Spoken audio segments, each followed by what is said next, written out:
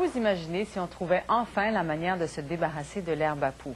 Une personne sur 10 souffre d'allergie au pollen de cette mauvaise herbe qui abonde dans la région de Montréal. On a beau faire des corvées pour l'arracher et menacer de punir ceux qui la laissent pousser impunément sur leur terrain, l'herbe à poux reste omniprésente. Eh bien, deux Lavallois pensent avoir trouvé une solution.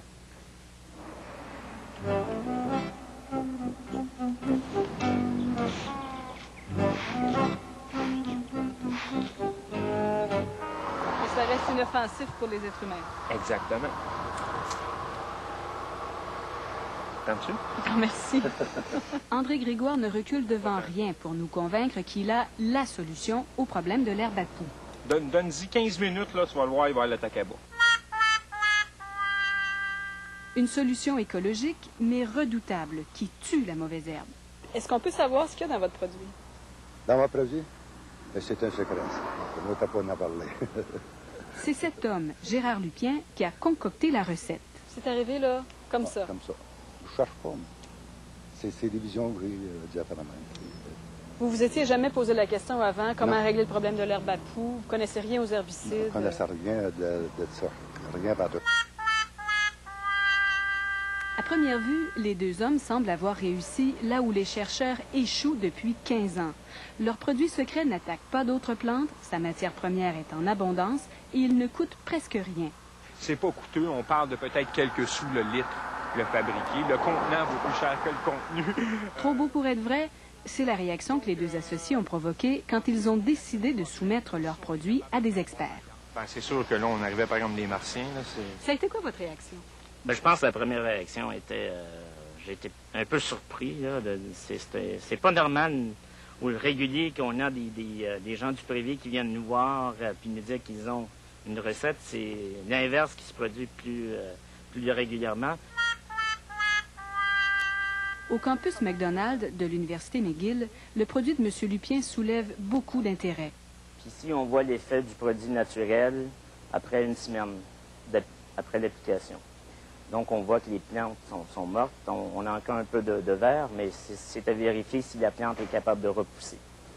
Vous voulez dire qu'il y a une semaine, ces deux plants-là, ces deux boîtes, c'était identique, là? C'est ça. Donc... Le docteur Di Tommaso et son équipe cherchent de nouveaux moyens biologiques de contrer l'herbe à poux, avec, par exemple, ces insectes qui mangent la plante. La mauvaise herbe n'est plus seulement un problème de santé publique. Elle fait perdre aussi des dizaines de milliers de dollars chaque année aux producteurs agricoles. C'est de l'herbe à poux. Ce sont des populations ou de l'herbe à poux qui proviennent de la région de Sherrington, dans des champs de carottes, où justement on a commencé à retrouver de la résistance ou de la tolérance à des herbicides communément utilisés.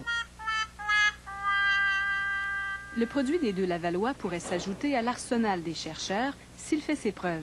En juillet, il sera testé sur tous les abords routiers de la ville de Laval, qui a accepté de participer à l'expérience. Donc, la prochaine étape, puis nous sommes déjà dans cette étape, c'est de faire de la cueillette de données scientifiques pour soumettre à Ottawa, le département de santé, pour montrer l'efficacité du produit puis la non-toxicité du produit.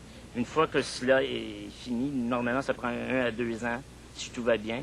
Là, on pourrait penser que le produit pourrait être disponible. Là, commercialisé, donc. Commercialisé, exactement. Là, j'ai décidé carrément de leur donner un tiers. Donc, on est à un tiers Gérard, un tiers l'Université McGill. On leur a tout simplement donné nos propriétés intellectuelles sur contrat en échange de leur rapport scientifique, de leur aide au niveau technologie, tout ça, puis bien entendu des bons contacts qu'ils nous ont donnés.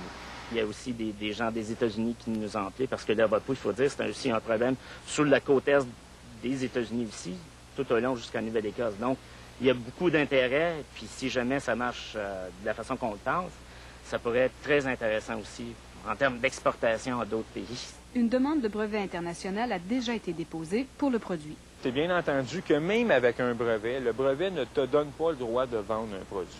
En tout cas, pour ce qui est d'un herbicide, ça prend une homologation. Puis pour avoir une homologation, on parle de 3 ans d'accumulation de données. Fait qu'on est en avance 3 ans sur n'importe qui voudrait essayer de nous voler notre idée. Au pire, allez, je me fais passer un sapin, comme on dit. Bien, je vais le dire à tout le monde, c'est quoi, puis le gars, il va faire paquet. Vous regrettez de ne pas y avoir pensé vous-même? Oui, des fois, je me demande la question, qu'est-ce que j'ai fait pendant 5 ans ou 10 ans? Non, mais non, c'est en recherche, c'est justement cela. L'important, c'est qu'on a pris connaissance de ce produit, puis nous sommes très contents à l'Université McGill de faire partie de ce groupe, puis de voir si on pourrait mener ça plus loin, puis justement, nous considérons un peu comme le centre ici au Québec de l'herbe à poux. Peut-être on peut être considéré aussi comme le centre de nouveautés ou de recherche de contrôle de l'herbe à poux.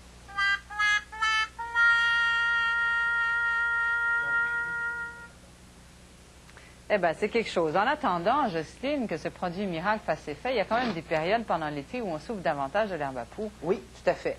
Alors, l'herbe à poux, c'est une plante annuelle d'abord, et donc elle se ressème. Ce n'est pas une plante vivace. Alors, elle se ressème et au printemps, les graines germent de nouveau. Et c'est prêt, en général, dans la région de Montréal, dans la première semaine d'août. C'est là où il y a la plus forte pollinisation. Et la pollinisation dépend de la lumière du jour. Donc, plus la journée est longue, elle commence à raccourcir à la première semaine d'août, et c'est à ce moment-là que ça pollinise le plus. Par exemple, à Québec, qui est beaucoup plus au nord, la pollinisation commence dans cette région à la fin juillet. Alors, c'est un petit peu plus tôt là-bas. Et comme nous avons de la suite dans les idées, nous allons parler des allergies. Voilà. Alors, pour demain, là, ce sont des graminées. Alors, pour demain, le niveau de concentration sera toujours à 5 et le risque sera faible encore. Ah, merci, on se retrouve.